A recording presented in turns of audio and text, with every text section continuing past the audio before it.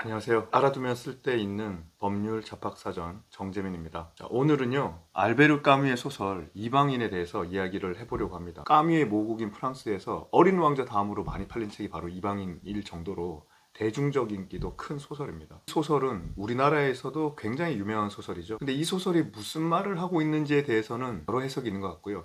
한쪽에서는 메르소가 굉장히 정직한 의인인데 세상이 본질과 관련 없는 부조리한 재판으로 사형을 시켰다. 그래서 이 부조리를 고발하는 소설이다. 이렇게 말하는 쪽도 있고요. 현대 사이코패스의 출현을 알리는 그런 소설이다. 뭐 이런 평도 있습니다. 근데 저는 이런 말들에 그렇게 설득이 되지 않습니다. 소설은 범죄와 재판과 뭐 사형 이런 것을 다루는 만큼 법률적인 시각으로 잘 보이는 것들이 있는데요. 그것을 여기서 나누고자 합니다. 친구 레이몽이 어느 날 아랍인 여자친구를 심하게 폭행했는데요. 여자가 자기 오빠한테 가서 이 사실을 이야기하니까 오빠가 화가 나죠. 여동생이 복수를 하기 위해서 칼을 들고 찾아와가지고 레이몽을 얼굴과 팔을 칼로 찌르고 도망갔습니다. 화가 난 레이몽이 복수를 하기 위해서 권총을 사용하려고 준비하는데요. 그걸 본 메르소가 레이몽에게 상대방이 칼을 뽑으면 자기가 쏘겠다라고 말하면서 권총을 받아서 자기 웃옷 주머니에 보관을 합니다. 그렇게 이제 싸움은 일단락 되는 것 같았죠. 근데 오후가 됐습니다. 메르소가 혼자 샘물을 찾아서 막 걸어가는데 그 아랍인을 만나게 된 겁니다. 근데 아랍인은 갑자기 메르소를 향해서 칼을 꺼냈는데 그 칼날에 햇빛이 반사되면서 막 눈부시게 하더니 갑자기 메르소가 총을 꺼내가지고 아랍인을 향해서 쏜 겁니다. 근데 아랍인은 쓰러졌죠. 근데 또 네 발을 더 쏩니다. 그래서 당연히 아랍인은 죽었죠. 메르소는 왜 죽였을까요? 메르소는 재판 중에 살해 동기를 묻는 판사 검사에게도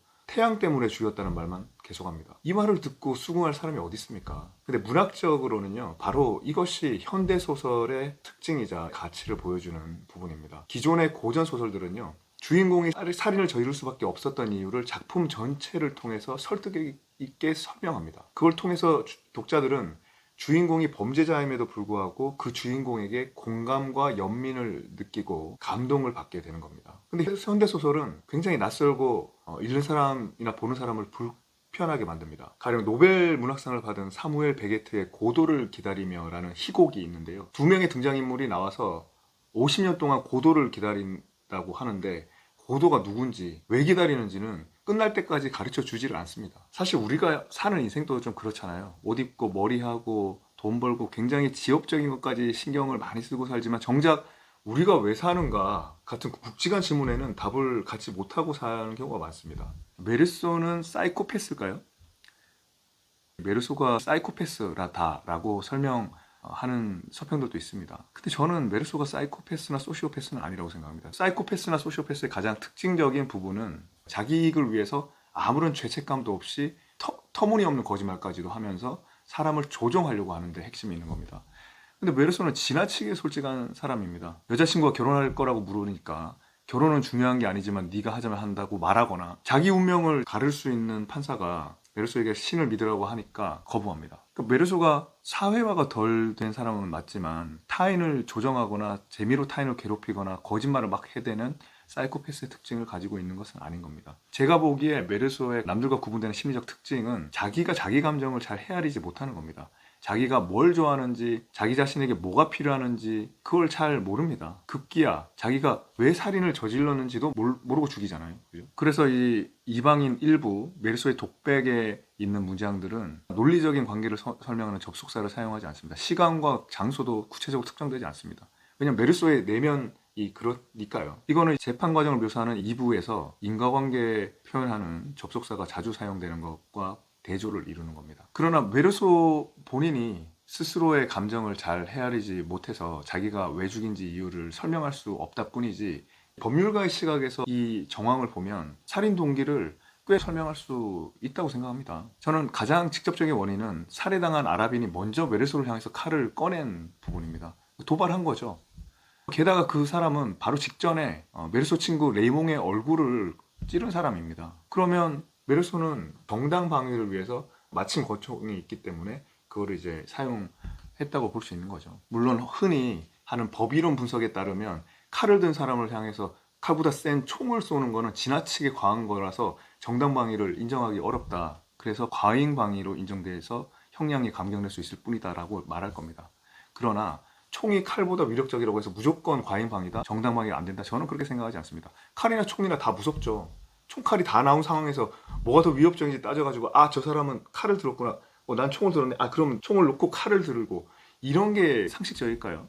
우리나라에서 정당방위를 판검사들이 인정하는데 굉장히 인색하거든요. 많이 좀 바뀌어야 된다고 생각하고요. 이 부분에 대해서는 나중에 또 별도로 얘기하면 좋겠습니다.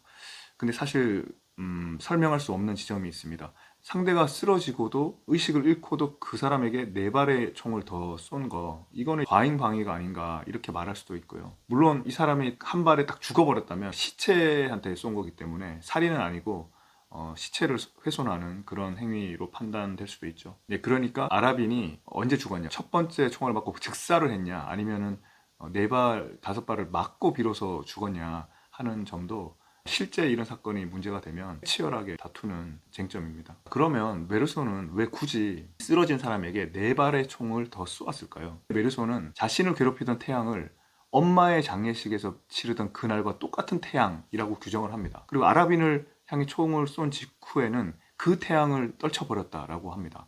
뭔가 태양이라는 것이 자신을 계속 쫓아다니면서 억누르고 괴롭히는 어떤 존재로 보이죠. 그거는 엄마에 대한 기억이나 엄마라는 존재 자체일지도 모릅니다. 어머니가 성장 과정에서 학대나 유기, 방치 등으로 메르소에게 깊은 상처를 주었을 수도 있죠. 그러니까 이제 4발을 굳이 더 쏜 것은 돌아가신 어머니에 대한 원망이 발현된 것이 아닌가라고 추측을 해볼 수 있습니다. 검사와 배심원은 부조리한 재판을 한 걸까요?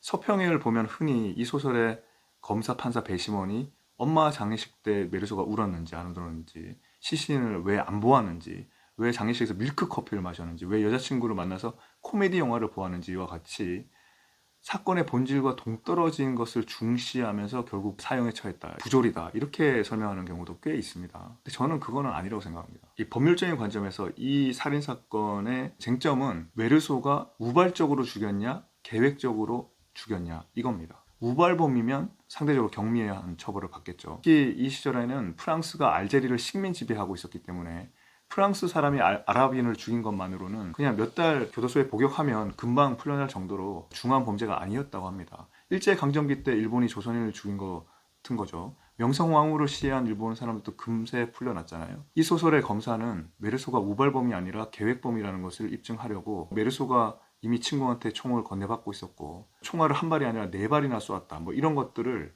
근거로 대면서 거기다 추가로 메르소의 평소 인성은 살인 같은 중한 범죄를 계획할 만큼 질이 안 좋은 사람이었다, 이 말을 이제 하는 거죠. 요즘으로 치면 사이코패스다, 소시오패스다라고 주장하는 것이라고 볼 수도 있습니다. 결국 메르소는 계획범으로 인정받고 사형 선고를 받습니다.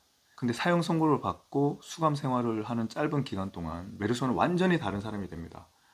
자신의 감정을 비로소 인식하고요. 주변의 존재를 비로소 감지하기 시작합니다. 흙과 소금, 밤의 냄새를 맡기 시작합니다. 무엇보다 처음으로 자기 목소리를 인식하게 되고요. 계속 혼잣말을 하고 있었거든요. 근데 혼잣말을 하는지도 잘 몰라서 생의 기쁨을 막 느끼고요. 하루하루를 아까워하고요. 종교에 기대지 않고 자기 자신을 느끼고 주변을 인식하면서 행복감을 느끼는 겁니다. 이 메르소는 사형 선고를 받고 감옥에 가서 비로소 혼자 우뚝 선 겁니다. 사실 사형을 앞두고 독방에 갇혀 있는 메르소는 우리 인생을 다 보여주는 겁니다. 우리도 머지않아 죽잖아요. 모두가 각자 도생하고 있고요. 사실 다 독립적인 고독한 존재잖아요. 이 상황에서 우리가 살아갈 수 있는 최선의 방법이라는 거는 뭐 사람이든 사물이든 주변의 존재를 있는 그대로 감지하고 지금에 집중하고 또 자기 감정을 이해하고 무엇보다 또 자기 목소리를 인식하고 내는 것이라고 생각합니다. 저도 이런 차원에서 유튜브를 하려는 것입니다. 자, 그럼 또 뵙겠습니다.